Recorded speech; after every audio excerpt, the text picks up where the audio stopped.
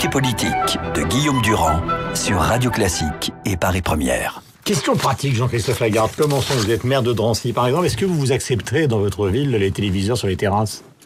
Oui, parce que c'est de la responsabilité individuelle, mais j'ai refusé les fan zones parce qu'au moment où on demande à la fois de sécuriser les écoles, de sécuriser les centres commerciaux, les marchés aux comestibles, les espaces publics, on voit nos forces de l'ordre épuisées, que ce soit les gendarmes, les CRS, la police nationale, les polices municipales. On essaye de se coordonner pour... Et dans la région, c'est pareil pour toutes les villes. Et je pense que c'est concentrer trop de moyens pour quelque chose qui aurait pu être fait autrement. Mais du côté de Drancy, c'est pareil dans toutes les communes avoisinantes ? Oui, bien sûr, mais nous avons été sollicités par l'État pour, par exemple, assurer la surveillance des écoles, ce qui est compliqué quand vous avez, comme moi, 34 écoles, entrée, sortie, 4 fois par jour. Et je pense que les forces de police sont mieux utilisées aujourd'hui à ce type de sécurité parce que, et le Premier ministre et le Président de la République le disent régulièrement, nous avons un risque terroriste exceptionnel et que, évidemment, ça gâcherait un peu la fête. Mais la vérité, c'est que on peut, entre amis, on peut à la terrasse d'un café, on peut dans des clubs sportifs qui organisent d'ailleurs des réunions avec leurs membres, etc. On peut aussi faire la fête et regarder et se réjouir de l'euro sans prendre un risque excessif. Moi, je n'aurais pas pris ce risque-là. Question, alors là, c'est le cran au-dessus, si je puis dire, avant qu'on parle strictement de politique. Est-ce qu'il ne faut pas, dans des contextes comme celui-ci, interdire le droit de grève ? C'est complètement contraire à la tradition française, mais je regarde sur les réseaux sociaux ce matin, il y a de plus en plus de gens qui hurlent. Non, moi je ne suis pas pour qu'on interdise le droit de grève, je pense en revanche qu'il est inacceptable que quelques secteurs bloquent l'ensemble de l'économie. Par exemple, bloquer l'approvisionnement du carburant, c'est quelque chose qui devrait être interdit par notre loi dans ce secteur-là, comme c'est le cas pour la police nationale, comme c'est le cas dans un certain nombre de ces grands services publics, hôpitaux, pompiers, etc. Mais on n'a pas le droit de bloquer. Les mouvements sont reconduits dans les transports. Il y a même des mouvements qui sont appelés par Sudrail et la CGT pour la fin du mois de juin. Donc ça veut dire que pendant tout l'euro, vous allez avoir des mouvements de grève. Il y a une expression qui est utilisée par un certain nombre de syndicalistes, par la CGT notamment depuis des décennies et qui m'exaspère, c'est la grève par procuration. Ça veut dire que les salariés les plus protégés, les cheminots à la CGT par exemple, peuvent se permettre de faire grève soi-disant pour défendre les autres. Mais vous tournez autour du pot parce que où on l'interdit ou on l'interdit pas. Non, vous voulez le limiter dans certains contextes. Pas dans certains contextes, dans certains secteurs. On ne peut pas m'expliquer que l'approvisionnement en essence n'est pas vital pour l'économie. On ne peut pas nous expliquer qu'il y a aujourd'hui 200 trains de marchandises qui sont bloqués sur des voies ferrées, qu'attendent des entreprises, qu'attendent des salariés dont une partie sont en précarité et qui ne peuvent pas travailler parce que quelques-uns ont décidé de bloquer le pays. Vous savez, si vous êtes agent d'accueil à la mairie de Drancy et que vous faites grève, vous bloquez pas le pays et donc vous n'avez pas la même capacité, entre guillemets, d'agir. Eh bien, on doit tous revenir à égalité. Les services publics essentiels aux autres devraient avoir interdiction du droit de grève ou en tout cas un service minimum qui permette qu'on continue à vivre. Voilà. Nicolas Sarkozy parle... Moi, je suis dans une ville qui est alimentée par le RERB, entre guillemets, pour pouvoir se rendre au travail et depuis des semaines, c'est bloqué. Alors qu'il y a quoi ? 8% de grévistes ? Est-ce qu'on trouve logique que 8% de grévistes empêchent des centaines de milliers de gens d'aller travailler dans des conditions normales chaque jour ? Moi, non. Le problème, c'est que c'est les conducteurs. Parmi ces 8% de grévistes, il y a les conducteurs. Très bien, mais ça fait partie justement des tyrannie des minorités telles que l'a décrit Nicolas Sarkozy. Je vous pose la question suivante. Est-ce qu'on accepte la grève des policiers ? On a besoin de police 24 heures sur 24, 365 jours sur 365. Est-ce qu'on a besoin que les trains circulent ? Oui. Un conducteur de train, il a le droit de protester, il a le droit de contester, il a le droit de manifester. Mais il faut quand même pas exagérer. Il n'est pas propriétaire de son train. Donc il faut légiférer sur ça. Et je pense qu'il faut légiférer là-dessus, bien sûr. C'est important. Mais c'est important. On n'a pas le droit de bloquer les ports, on n'a pas le droit de bloquer les stations-service, on n'a pas le droit de bloquer les routes, d'abord, parce que l'entrave à la liberté de circulation, on n'a pas le droit de bloquer les trains quand on est minoritaire. Si à la limite, la moitié des agents de la SNCF étaient en grève, on pourrait en reparler, mais pas avec 8% de grévistes. Est-ce que ces minorités, tout à l'heure, évidemment, ça a été élargi à Nicolas Sarkozy, au communautarisme, à beaucoup d'autres catégories, mais est-ce que vous considérez qu'il y a maintenant en France, et quand je dis maintenant ce matin, une tyrannie des minorités ? Je pense surtout qu'il a raison sur ce point. Je pense surtout que c'est l'état de la faiblesse du pouvoir. Le pouvoir actuel est tellement faible. Je pose la question concernant Sarkozy. Oui, mais est-ce qu'il a raison ? Très franchement, je vous dis simplement... Non, mais après, vous allez pouvoir aborder les autres sujets, il n'y a pas de problème. Mais est-ce qu'il a raison de dénoncer cette tyrannie ? Non, je ne crois pas qu'il y ait une tyrannie des minorités. Je pense que des minorités ont le droit de s'exprimer. Elles ne peuvent pas bloquer un pays. Et elles bloquent un pays parce que le pouvoir est trop faible. La réalité, c'est qu'il est trop faible. D'ailleurs, qu'est-ce qui est en train de se passer concrètement ? Il y a 3 trains qui se sont télescopés que le gouvernement aurait dû voir venir et qu'il n'a pas vu. Le premier, c'est la loi El Khomri. Il avait au départ des idées intéressantes. À la première pancarte de manifestants, il a retiré et ce projet de loi est vide. Avec un projet de loi vide, il met le feu au pays. Pourquoi ? Parce que, par exemple, à la SNCF, alors que depuis 2 ans, il y avait des négociations importantes, parce que cette entreprise est en danger, elle est surendettée, elle est déficitaire en permanence et elle a besoin de milliards d'euros d'investissement pour sécuriser les rails et les infrastructures sur lesquelles on n'investit pas. Il lâche tout à la SNCF pour essayer de cacher la contestation. Ça ne change rien en plus.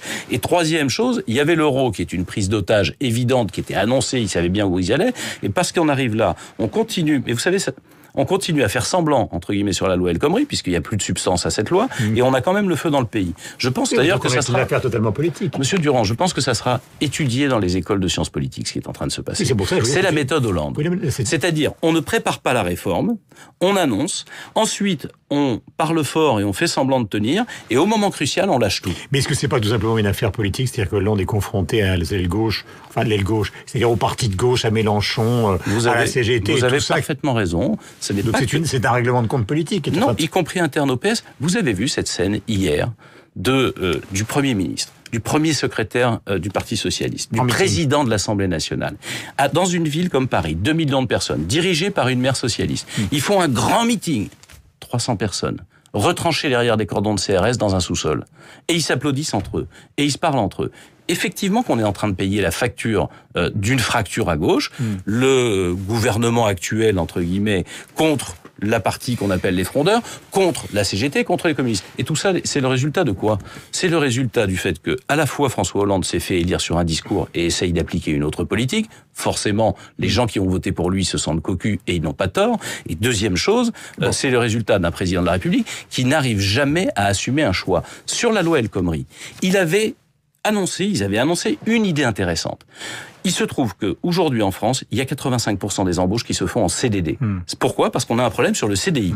C'est-à-dire que quand le chef d'entreprise embauche, il a trop peur de ce qui se passe à la fin du contrat s'il y a rupture. Il ne sait pas combien ça lui coûte, quand ça va lui coûter. Et cette insécurité de l'employeur, c'est en réalité celle du salarié. Juste pour terminer cette idée-là. Celui qui est licencié et qui doit attendre pendant des années les indemnités prud'homales, il en a besoin tout de suite et il aurait besoin de savoir au départ. Et celui qui est le plus pénalisé, c'est le chômeur qui n'est pas recruté ou qui est recruté en CDD, c'est-à-dire en emploi plus précaire, parce qu'on n'a pas traité le problème du CDI. Ils y ont renoncé à la première pancarte de manifestants parce qu'ils n'ont même pas de ligne politique à tenir. C'est ça qui est le drame. On paye une crise interne à la gauche pour finalement une réforme qui n'existe pas. Qu'est-ce que vous allez faire sur le plan justement présidentiel? Parce que finalement, c'est la préoccupation de tout le monde. Le meeting que vous évoquiez en sous-sol, c'est quand même un meeting pour lancer la candidature d'Hollande, fut-il raté. Sarkozy, c'est un meeting pour lui-même. Alain Juppé, le Tour de France, le livre, c'est pour lui-même. Et vous faites quoi alors? Parce que c'est 10% quand même aux dernières élections présidentielles. Oui, je pense que même c'est potentiellement plus que ça. Alors, vous faites quoi?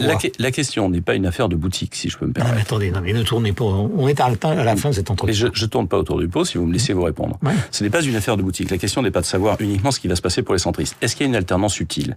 Est-ce qu'on amuse la population sur des sujets, par exemple l'identité nationale, ou est-ce qu'on traite en vrai le vrai problème qu'on a sur l'emploi, sur le logement, sur la sécurité? Et donc rendre une alternance utile, ça nécessite de construire une majorité, pas seulement de décider qui est un chef. Et nous souhaitons, nous, qu'il y ait une majorité la plus large possible autour d'une coalition. On a une difficulté aujourd'hui avec les Républicains. Ils ont besoin de se choisir un chef, de trouver un leadership. On est prêt à construire cette coalition si ils le souhaitent. Pourquoi? Parce que vous avez le problème de Marine Le Pen qui vraisemblablement sera au second tour de l'élection présidentielle et qu'on va peut-être pas faire le cadeau à François Hollande de se retrouver face à elle au second tour. Simplement, aujourd'hui, il y a personne pour faire cette coalition. On va donc travailler notre projet présidentiel, on est en train de le faire, préparer nos candidats législatifs, et après vous le vendez. Discuter avec... Et après vous le vendez. Pas le vendre, discuter avec celui qui aura emporté la primaire s'il souhaite une coalition, s'il ne le souhaite pas. Mais vous savez très bien que si c'est Nicolas Sarkozy, François Bayrou va y aller. Laissez-moi terminer ma phrase. Projet, il va le garder. Si celui qui l'emporte ne souhaite pas de coalition, à ce moment-là se posera la question de la présidentielle et nous assumerons toutes nos différences. C'est qui celui qui l'emporte? Si celui qui l'emporte ne souhaite pas de coalition, je ne peux pas savoir, moi, ce que les Français décideront. Enfin, vous connaissez la point de vue d'Alain Juppé et de Nicolas Sarkozy sur ce cas-là. Mais Alain Juppé va vous ouvrir les bras et Nicolas Sarkozy va vous dire, attendez. Il se trouve pour... écoutez, je l'espère pour ce qui concerne Alain Juppé et je ne crois pas ce que vous dites pour ce qui concerne Nicolas Sarkozy, parce qu'en dehors des rodomontades de campagne que les uns et les autres auront, ils savent qu'ils ne peuvent pas gagner sans nous. Simplement, ce ne sera pas non plus sans nos idées. Rodomontade, vous dites. Oui, bah oui. Vous en aurez de toute de toute nature, parce que dans une campagne électorale, il y a des excès de langage. C'est un grand classique de la vie politique. Je crois que ça abuse aucun Français. La question est, est-ce qu'on retourne dans le système du parti unique qui a échoué de 2002 à 2012? Est-ce qu'on construit une coalition qui bouge vraiment les lignes en France? C'est en tout cas le sujet des centristes. Vous voyez que c'est pas une affaire de boutique. Jean-Christophe Lagarde, donc le patron des centristes de l'UDI, en tout cas, était notre invité ce matin sur l'antenne de Radio Classique et de Paris Première. Tout à l'heure, nous allons recevoir Jean-Claude Darmon, qui a été, vous le savez, pendant des années, le grand argentier du football français pour parler de l'Euro. Il sera avec Eric Fotorino, l'ancien patron du Monde et surtout le dirigeant du excellent journal. Et c'est la revue de presse, donc, de Renaud Blanc, qui précédera nos deux invités. Bonne journée à vous. Vous avez regardé François Magny ? Oui, bien sûr. C'était l'invité politique sur Radio Classique et Paris Première.